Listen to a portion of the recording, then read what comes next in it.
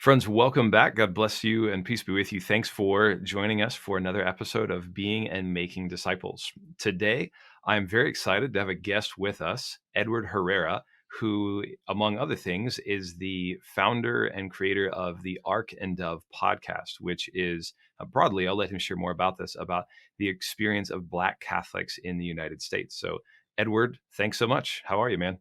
Great, great. It's good to be on with you. Good to be talking with you. Well, I'm grateful for you giving us a little bit of your time. For our listeners who aren't familiar with Ark and Dove, could you give us an overview of the podcast? What is it about, and who did you intend it for?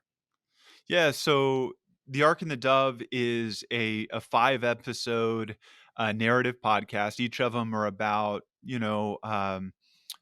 really 30 minutes to 50 minutes or so. And I think of them like a serial type podcast or a This American Life, something like that, where it's more of a narrative format. And so the hope is that it's really immersive storytelling, so that you're really kind of entering into a story, different people's experiences, and so that's the approach that we've taken. But it's 5 episodes, and it starts off. So the Ark and the Dove, just kind of a little historical piece. I'm from Texas originally, so I'm not a Marylander. But the Ark and the Dove are the two companion ships that brought the first Maryland Catholic settler, or the first Catholic settlers to the state of Maryland. On those ships were Matthias de Souza. So they landed in 1634. On those ships was Matthias de Souza, who was an indentured servant, and the first kind of Black Catholic of record in the state of Maryland. He was an indentured servant, later became a prominent Maryland statesman, and then later even became elected to the legislature in the state of Maryland. So it's really, I think the title, The Ark and the Dove, for us captures both a story of struggle, but a story of hope, that's embodied by particularly this person of Matthias de Souza, but really the experience of Black Catholics, African American Catholics in the United States.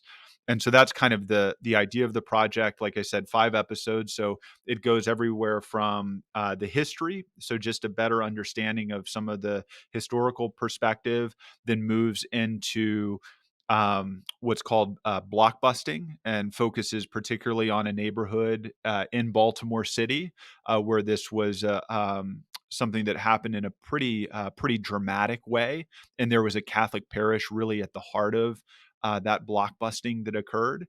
So there's 2 episodes there, and then another episode on St. Francis Academy, which is a great school founded by Mother Mary Lang, who, if your listeners aren't familiar with, she's a just a really prominent Black Catholic that is on the path to sainthood, with a number of other African American Catholics here in the United States. So.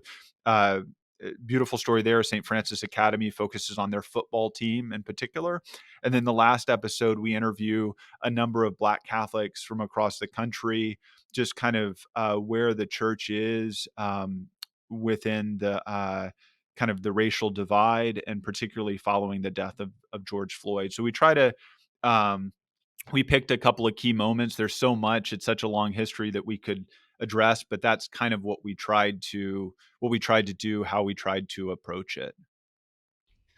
And who would you say you made it for primarily?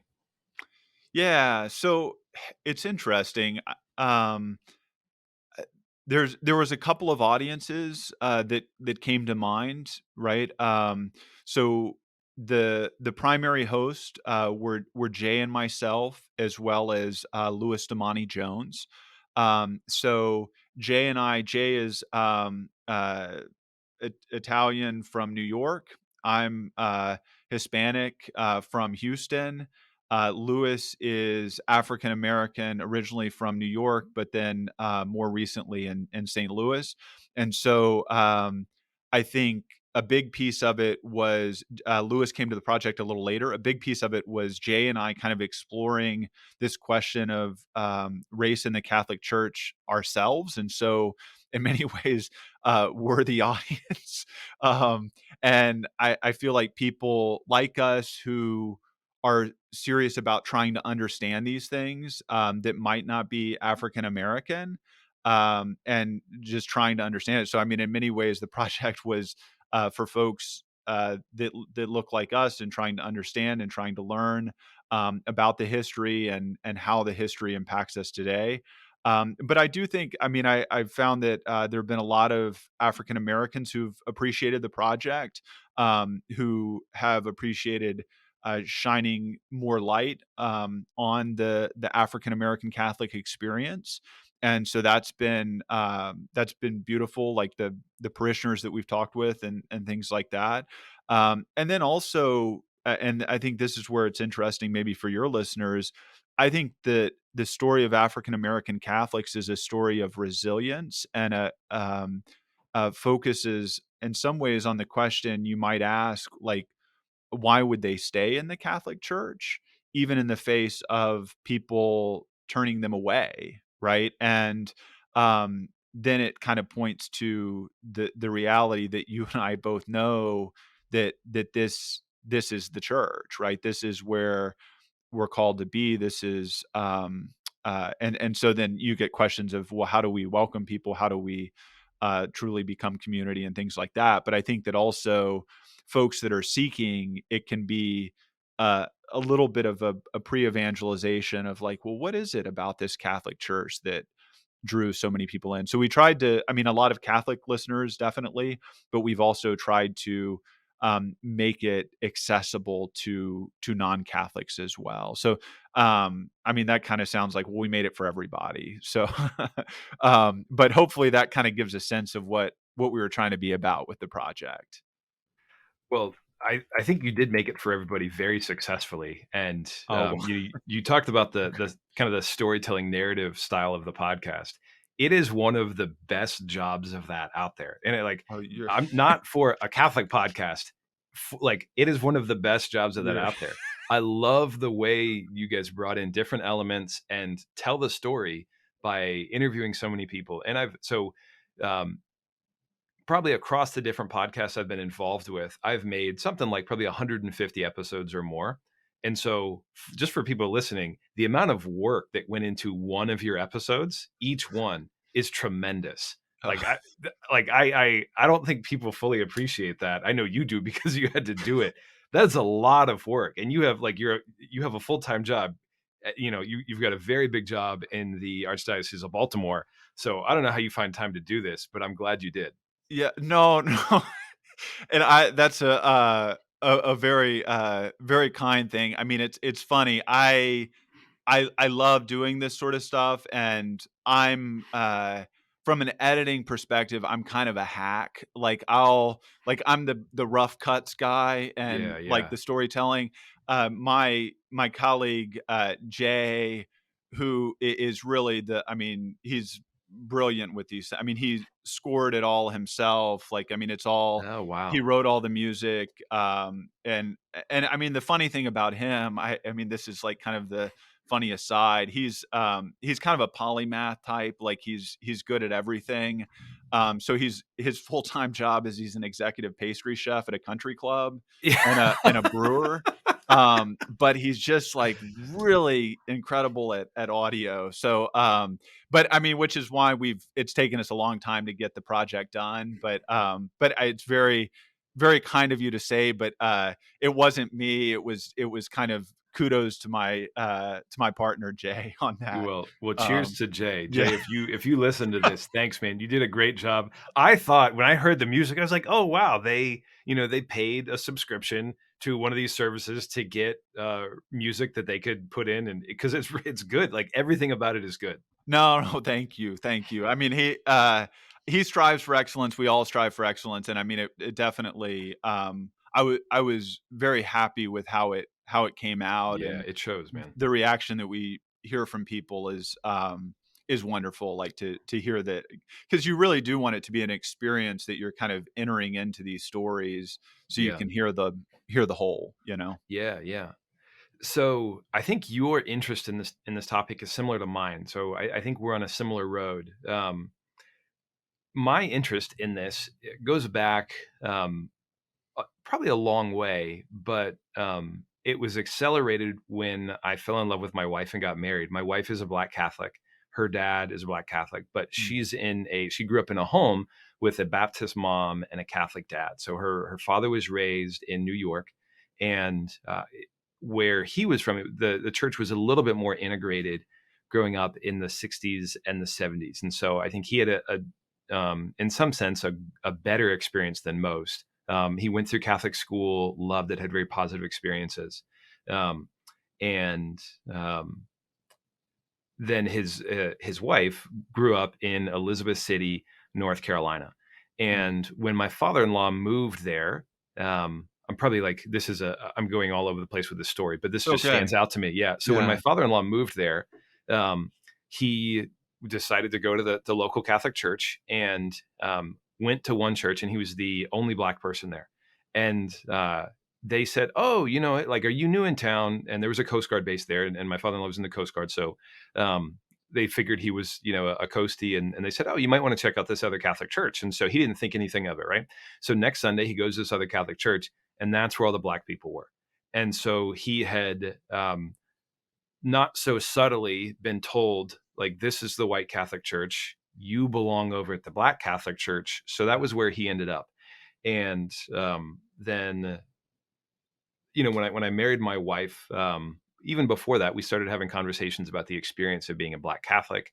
And at least in this country, she was a minority in multiple senses. Growing up in Catholic churches, there were usually relatively few other Black Catholics. Mhm. And so it was just important to me. And then when we had our daughter, which was 8 years later, then that changed things in a big way because it was always important to me that my wife had a positive experience, but she was mature in her faith, and she, even though she'd experienced forms of discrimination as a Catholic, uh, she wasn't going anywhere. But Mhm. now, when it was our little girl, and I was thinking about her experiences and the ways that she might be treated and what the kind of things people would say to her, uh, it became more important to me. Not to say it wasn't before. And that was so she was born in 2017. 2020 was a terrible year for so Yeah. many reasons, stressful and terrible with COVID. And then we just saw things with race relations escalate and erupt. And I think I had paid a little bit more attention to it than most people at that time because of my family.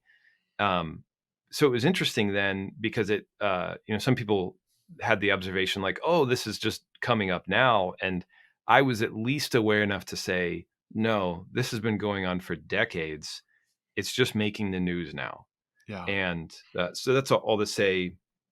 It's really important to me for a number of reasons. I can't pin anyone down. I mean, I want everybody to feel at home in the Catholic Church. This podcast is dedicated to helping people evangelize, helping people live Yeah. as disciples and bring other people into the church. And there are barriers to being Catholic for a lot of people for any number of reasons.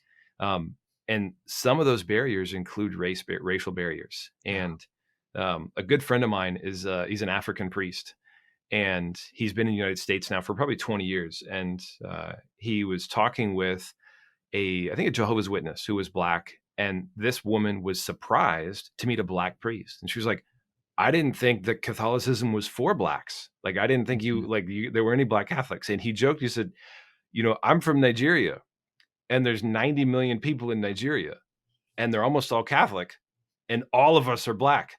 And so, to him, it was just like the funniest thing that there's 80 million Catholics in Nigeria. There's probably more Catholics in Nigeria than there are in the United States, right? And that's one country. Yeah. And I might be off on the numbers on that, but I mean, Nigeria is a huge country, huge population, and Catholicism is the majority religion.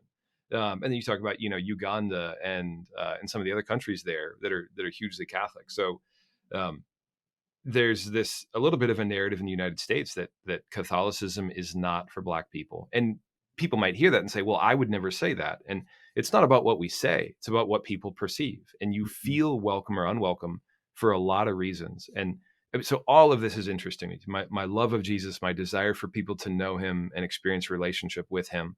I want the doors of the church to be open to everybody. And so it's almost like as an academic or pastoral point, this is important to me. And then it became even more personal for me when I got married and I had my daughter, and wanting them to to feel just as at home in the Catholic Church as everybody else.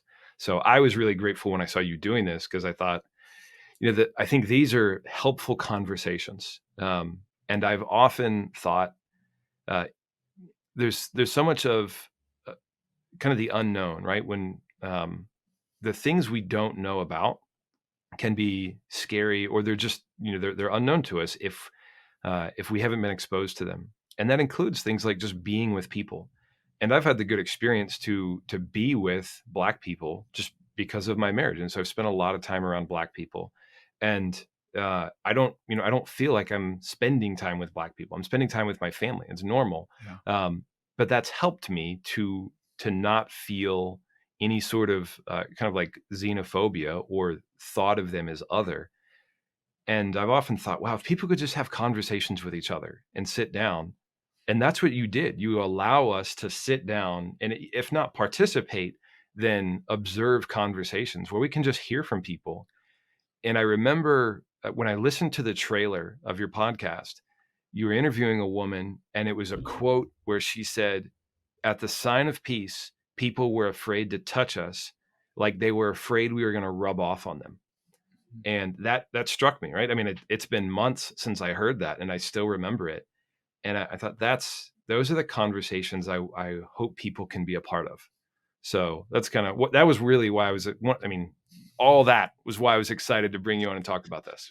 No, and I I appreciate hearing more of your story, kind of where you've come from. That's kind of led you to desire to learn more about it. I mean, and I totally agree. I mean, it's and that was our desire, was really for people to just hear others, um, members of the body of Christ, to hear their story and their experiences within the context of the church, you know? And it's I think that it's hard because we're in a place culturally where if we even doing that, we kind of want to have a knee jerk reaction to what people say, you Hmm. know, and it's important to just kind of listen and receive and kind of enter into that, you know, and I just think that that's a such an important thing. I mean, it was interesting. We've had a lot of conversations with Lewis, um, who, you know, he was a co-host, as I said, a little bit later on, but it was part of it was we needed a broader perspective than we had to be able to kind of understand some of what we were hearing and kind of reflect on it more deeply. And he was just a great person in that way. Has become a good friend, like where I can kind of I've just texted him before and said, "Hey, can we jump on a Zoom call?" And we end up having like an hour and a half Zoom conversation just so I can kind of understand something that someone shared with me, or a perspective that I wasn't quite attuned to.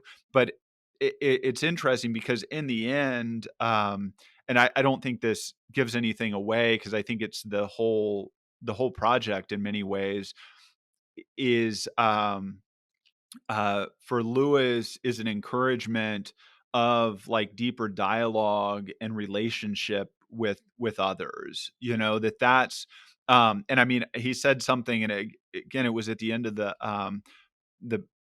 the project. He said, you know, that no, like ultimately, um legislation or law, like these things cannot have a person to love and to be loved in the way that we are called to love and be loved, right? Like in the Lord, like that those things are necessary, right? But that ultimately that it's the interpersonal encounter and relationships that can kind of help those things bear out, right? And so I really appreciated that, because I think that precisely your point of the more that we are entering into relationship with others and not seeing them as other, right? And kind of developing a deep and meaningful relationship, with folks who have different experiences, and to actively talk about these things,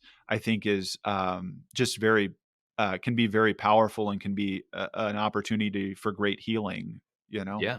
And I think that um, is so clearly seen in the Gospels, right? That's the way Jesus Hmm. engages with people. And one of the things that I've pondered a lot and probably spoken about, maybe on this podcast, is um, the way Christianity first opened up to another group actually took a long time, right? It's right there in Acts. I want to say it's Acts 10, maybe a little earlier than that, where Peter has the dream, right? He's on the roof praying. He goes to sleep. He has this dream, and he sees this sheet come down with all the unclean animals, and God says, "Take and eat." And this happens, I think, 3 times, and Peter's like, "No, nothing unclean has ever entered or has ever touched my lips." And the Lord's like, "What I have made clean, you shall not call unclean." And like that was the first time that these first Christians Hmm. were okay with non-Jewish people being followers of Jesus. So I mean, one of the first big questions they had to wrestle with was, can we let another, we'll say race, right? They probably wouldn't have used that word, but can we let another race into our group? And Jesus, or God the Father, was unequivocally saying, yes, like Hmm. absolutely. There's nobody unclean. But it's, to me, that's helpful to remember that the idea of an insider and outsider group was a problem from the very early days of Christianity, Hmm. and we shouldn't think that there's anything different about the church today. I mean, you read the letters of St. Paul; everything he dealt with, we're dealing with today. And so when we struggle with how to move forward, I think we can go back there and we can look like Jesus spent time with people who were of a different group, and Yeah. like Peter had to struggle with that. And even when the church opened its doors to Gentiles, it wasn't easy right away. There was still an insider and outsider mentality. I mean, that's like the diaconate was formed because like Greeks were discriminated against in the church, which is really it's terrible. We're kind of chuckling about it now, but it's like that's what gave rise to the diaconal ministry was like, hey, we don't like those people over there, so let's take care of them. Yeah.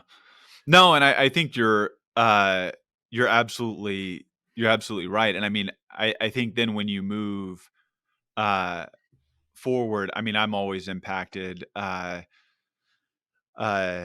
but you know, just that the fact that Jesus Christ is for everyone. Like this is like Jesus Christ is it. And I mean, I think the beauty of the Second Vatican Council is that kind of reaffirmation of that, particularly in Gaudium et Spes, where it's like everything points to um, Jesus Christ. He Yeah, reveals us to ourselves, he reveals God to us, and that's for everyone. That's for everyone. And I yeah, think I appreciate it because I mean there's a uh, it seems like there have been a lot of times throughout human history where um, we need to individually and collectively be reminded that he's for everyone, right? You yeah, know what I mean? yeah. um, so Which it's bizarre that we would have to be reminded about that, but here it is. We deal with sinfulness and concupiscence, and that's where we are.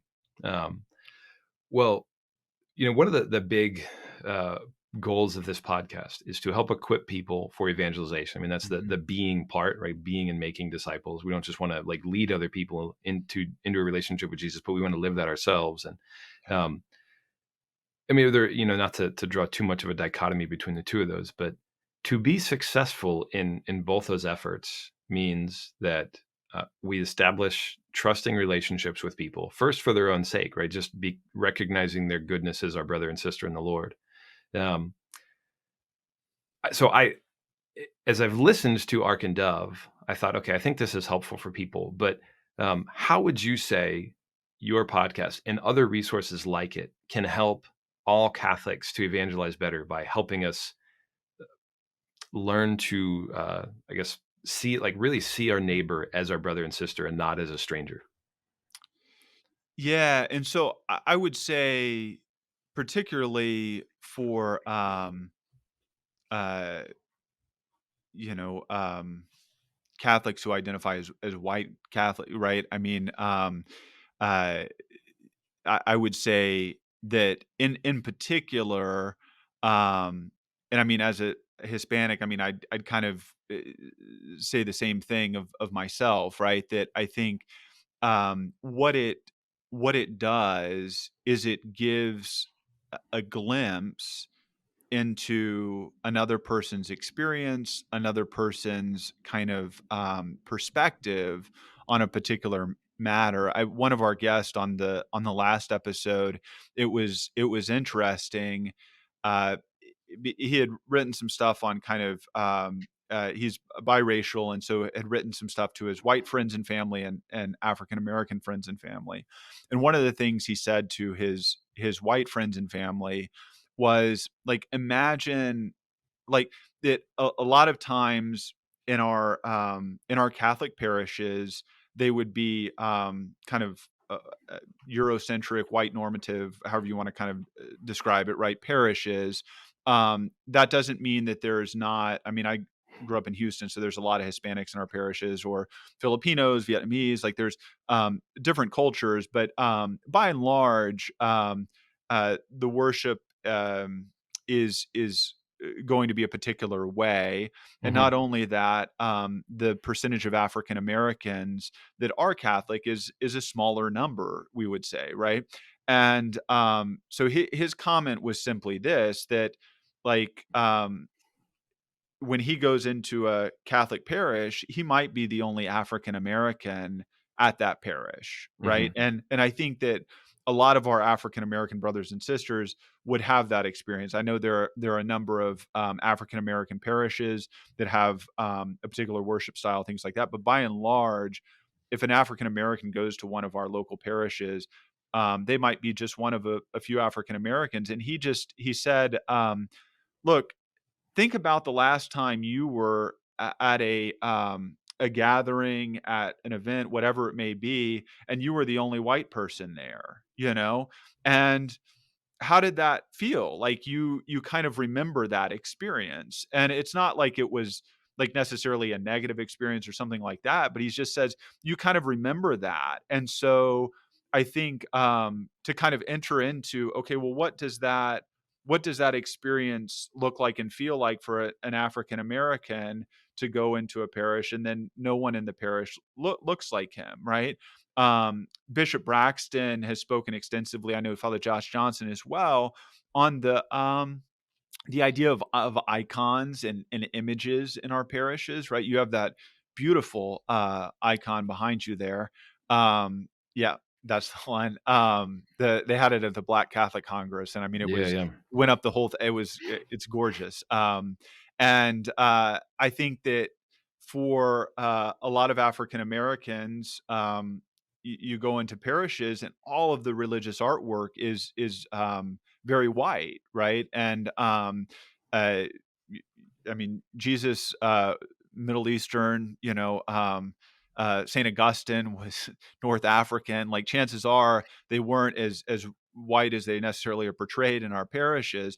And so I Right. think some of those types of things, if you're an African American, to kind of be aware that when you come into a Catholic parish, of that experience, is kind of like, well, one might say, is this for me, so to speak? We don't have a tremendous number of African American. We have a number of African priests, but there not a huge number of African American priests in our country, Yeah. and particularly in the Archdiocese of Baltimore, which is a center of Black Catholicism, we don't. And so I think that as an African American, there might be a question of, is this for me? Right? Is this for me? Right. And so that's a reality that we need to kind of contend with a bit more, I would say. And and some, like, kind of conversely, some folks would say, well, folks create icons that look like them, right? So that they can recognize uh, that Jesus is for them, so to speak. But then we have to look at it from the other side to say, well, how do our African American brothers and sisters sisters and brothers, how do they see that? And Yeah. so I just think those are important questions to reflect on. I don't know if that's if that kind of gets at what you're asking a little bit. Yeah, I think it does, and that's, for folks who are listening and maybe wondering about the importance of that, a couple stories come to mind, or one story, one, just observation. So I have a friend who was doing mission work in Haiti, and she's fair-skinned, I don't remember, I believe she's Hispanic, and, the kids asked her, she was working with little kids, and they said, "Are you a saint?" And she's like, "No, why?" And they're like, "Well, because you look like all the pictures of saints that we see," right?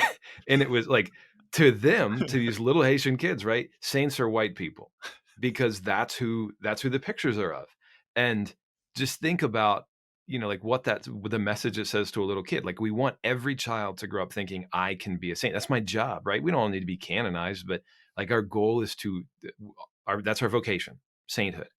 And they thought that saints were white.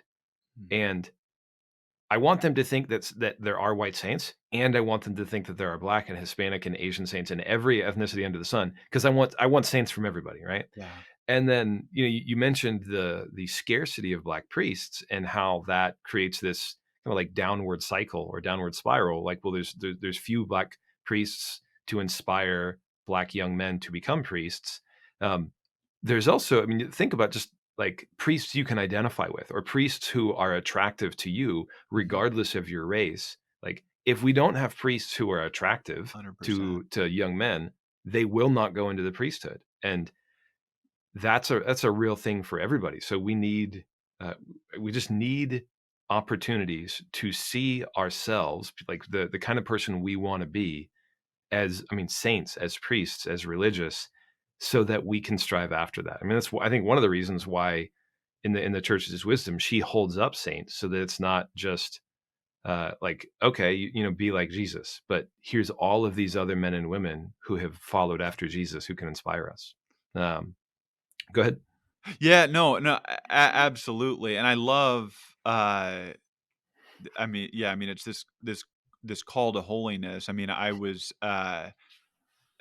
the retelling of, stories of saints is inspiring for all of it. Like the first time I read about Saint Maximilian Kolbe, I was like, gosh, like that's awesome. Like that's Yeah. a beautiful story, a beautiful witness.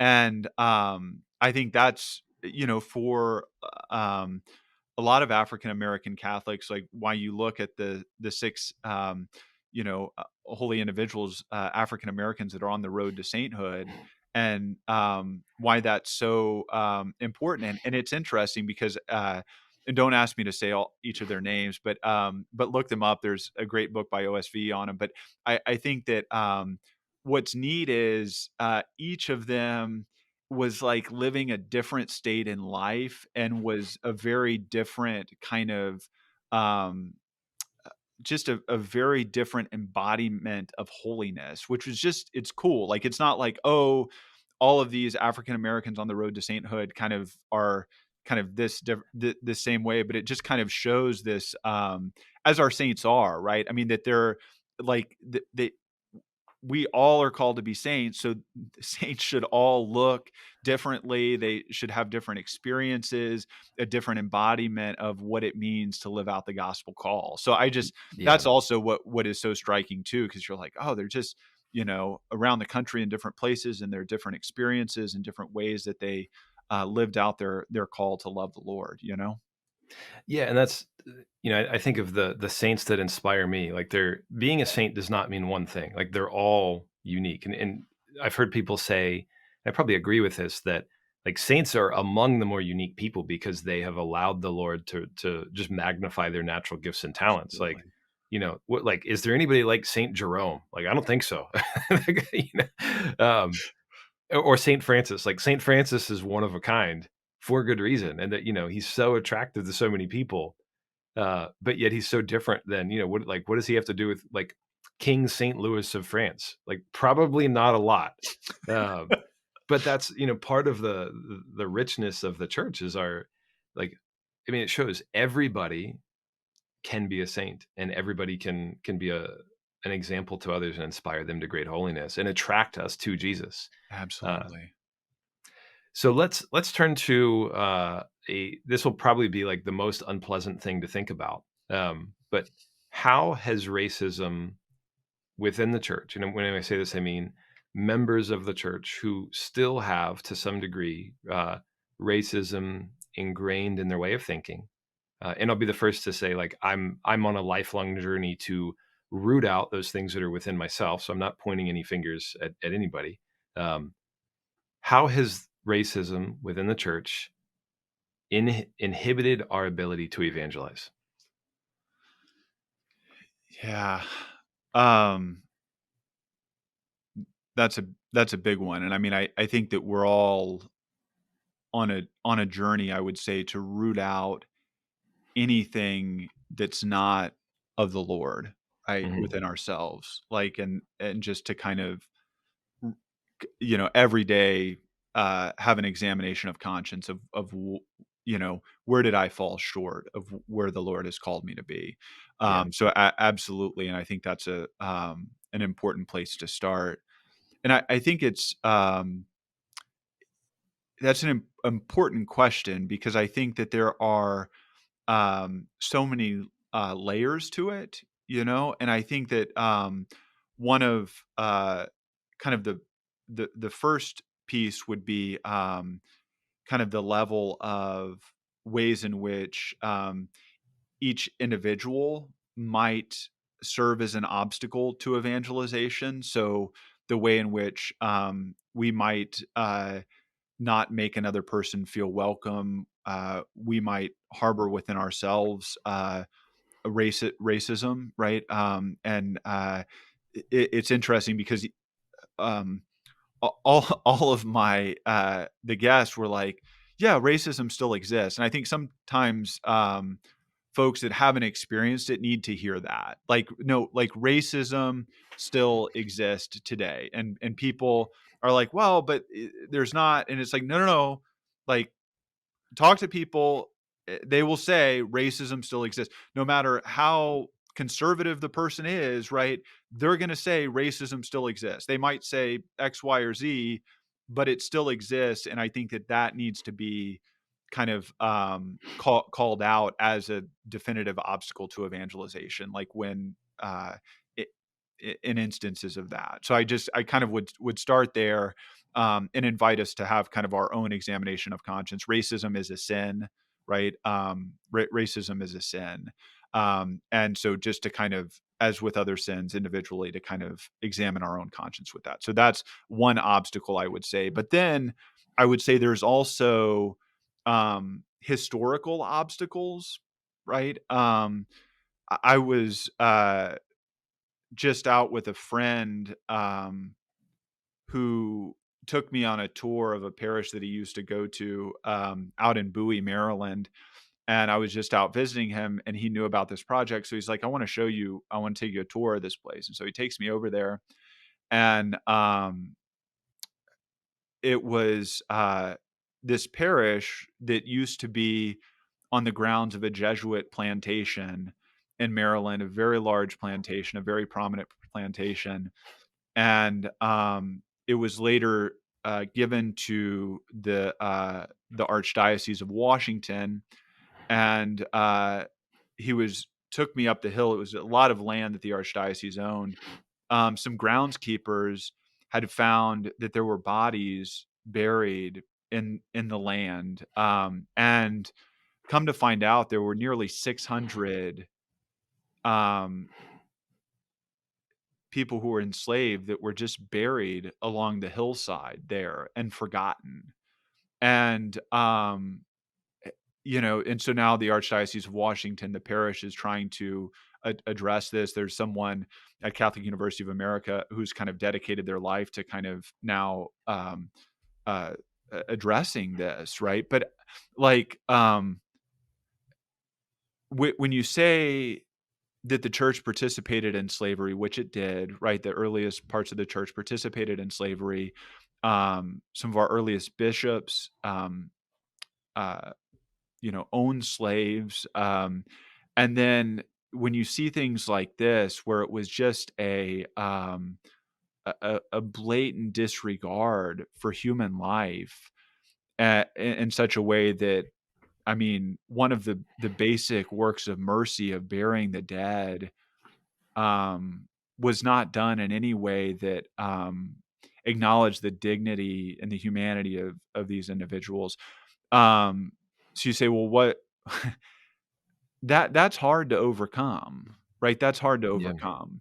Right. And, so just going on that tour and you're just like, "My gosh," and I mean, it's getting me, upset just kind of thinking about it, but, these things are an obstacle to evangelization, like the historical reality. You could say, "Well, um, the church in Rome was saying that slavery was wrong," and it's like, well, that doesn't mean a whole heck of a lot if, like, this is what's happening, or then when we say, "Well, there were a lot of, Catholic priests and nuns that were, marching with Martin Luther King, during the civil rights movement," and it's like, well, that's not what was happening in a lot of our local churches. So I think that we have to realize there's historical realities, that make it hard sometimes for us to be able to evangelize.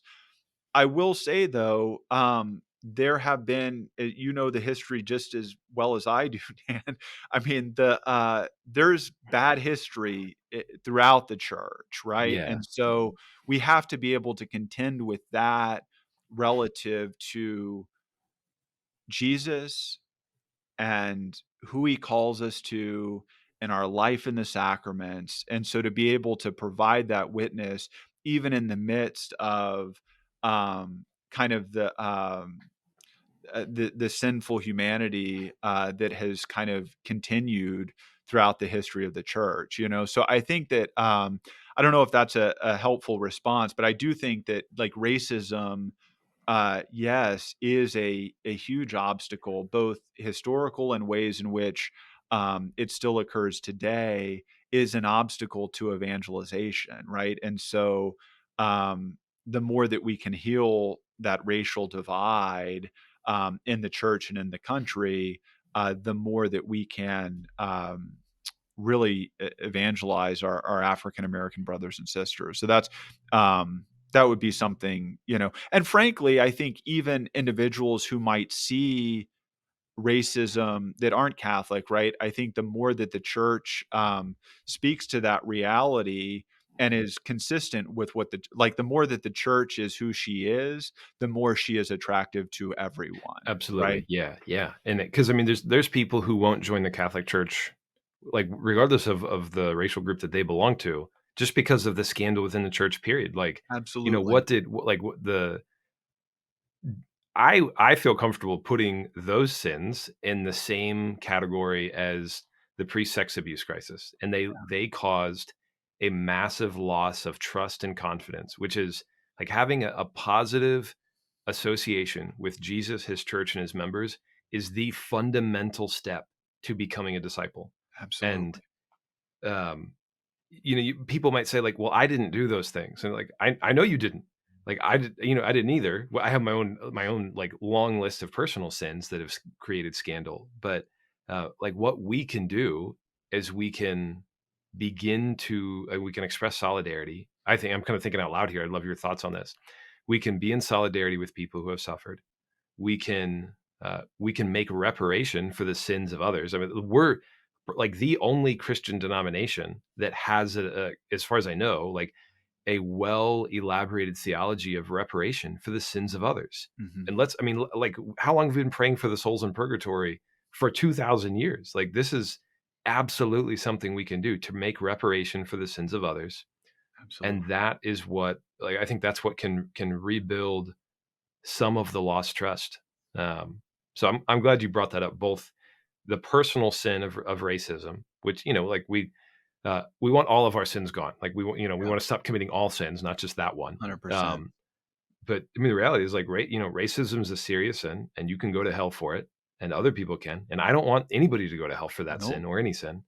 Um, and as with all the things that the church has done that are sinful and shameful.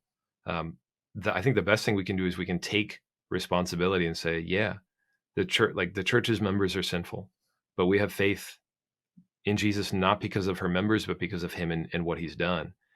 And I wonder if, sorry, this is off on a tangent, but how often do people be their faith is based on things upon which it should not be based, right? The holiness of the church's members, the kind of the beauty of churches, the social standing of the church, all of which are good, but none of which are worthy of our faith. And this is perhaps a good purgative journey for everybody to realize our faith is based on Jesus Christ, his life, death, and resurrection, and nothing else. No, I mean, amen, amen. There's nothing besides amen that I'd say to that, you know? Yeah. So, how can we move forward? Like, what are the things we can do? I think we touched on a big piece of it in several topics, but what else can we do so that everybody, Black Catholics and other marginalized groups, can feel at home in the Catholic Church? Yeah, and I think it's what we were talking about a few minutes ago, honestly, and I mean, I think this is where we tried to end up was, just really about, uh deepening relationships, deepening conversations, uh, Bishop Braxton, who's spoken a good bit on the racial divide. I mean, he just kind of jokingly like, I mean, people want to talk about anything else besides the racial divide. It's like, let's talk about sports, let's talk about this, like let's talk about anything and everything besides this very uncomfortable topic, right? And I Yeah, think that the more we can encourage individuals to have meaningful relationships where they can have those conversations without kind of necessarily a judgmentalism too, like to because I was so grateful to Lewis because I said some stupid things, right? I was like, and he's like, no, but I just I'm, but I also we began to have enough of a relationship to know that like I wasn't uh, you know uh it wasn't intending to be like a stupid thing or something like that, and I wasn't saying things that were like highly problematic, you know what I mean, but like yeah, yeah, I think that there's a desire, like in a desire to understand and in a relationship with someone who appreciates that you really like that's what you're trying to do, and asking questions and having conversations with someone that you really have a relationship with. I think that that can uh, help to heal the racial divide. And mind you, I mean, these are small things, but like when we talk about, I was talking with someone about it the other day, like the question of spiritual multiplication, right? I mean, that like the principle of spiritual multiplication is like, um, just if the single evangelist evangelizes however many people in the course of their lifetime, they'll never hit as many people as if they kind of have a relationship with someone and those people have a relationship with two more people, and like it kind of grows and grows and grows and grows.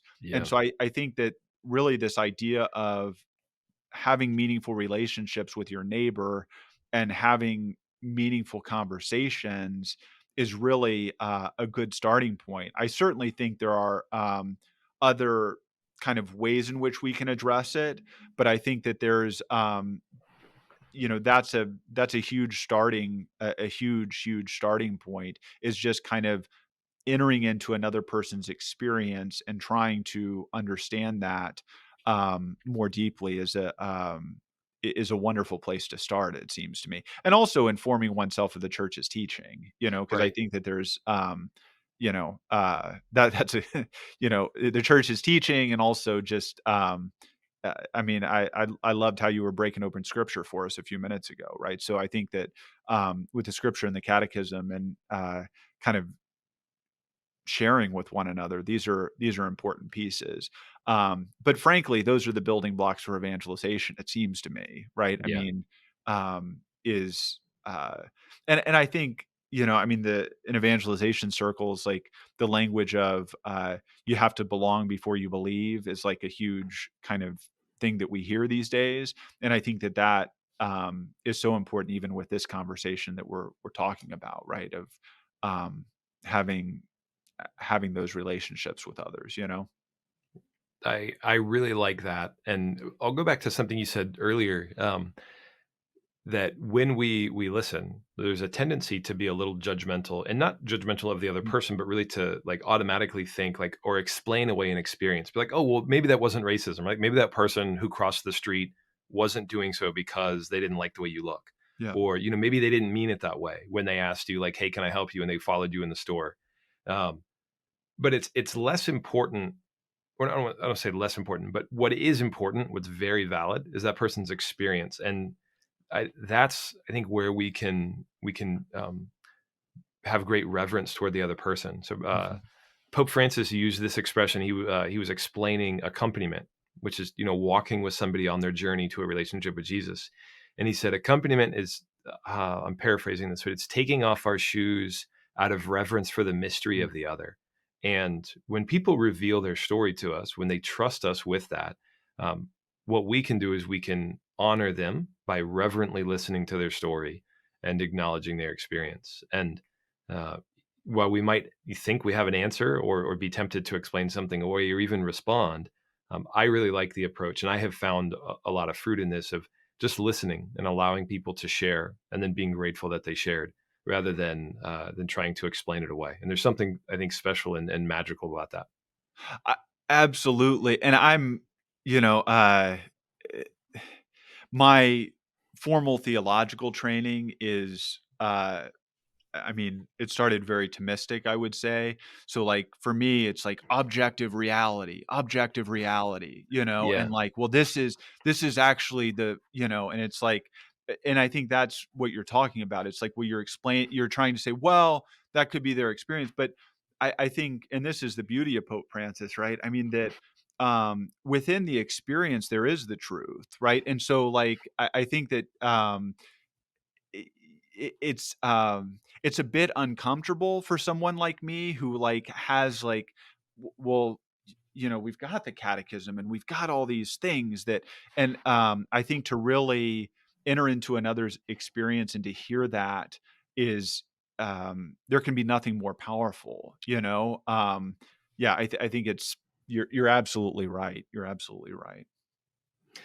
Well, so this was 5 episodes, and I know a lot of work went into that. Is there anything on the horizon? It's funny. I think we're a little exhausted at the moment. I think we're uh we have ideas of what might come. I think what we saw on that tour was something that we felt like was, at this Catholic parish down in Maryland, was something that I feel like would bear sharing more about. I mean, so we've talked about different possibilities. I think we're right now taking a moment to breathe, but yeah, I think there is a desire to do more. We just aren't sure exactly what that's going to look like at the moment. Yeah. Well, I'm grateful to you and your colleagues for putting this together. So, friends, if you have not listened to The Ark and the Dove, I encourage you to download it, listen to all 5 episodes. I will put a link in the show notes for you. And Edward, thanks so much for your time today, but also your work and your desire to participate in this to help heal some of the wounds of racism and help Black Catholics feel more at home in the church. Thank you. Thank you. Well, friends, God bless you. Thanks for listening, and look forward to being with you for another one. Peace.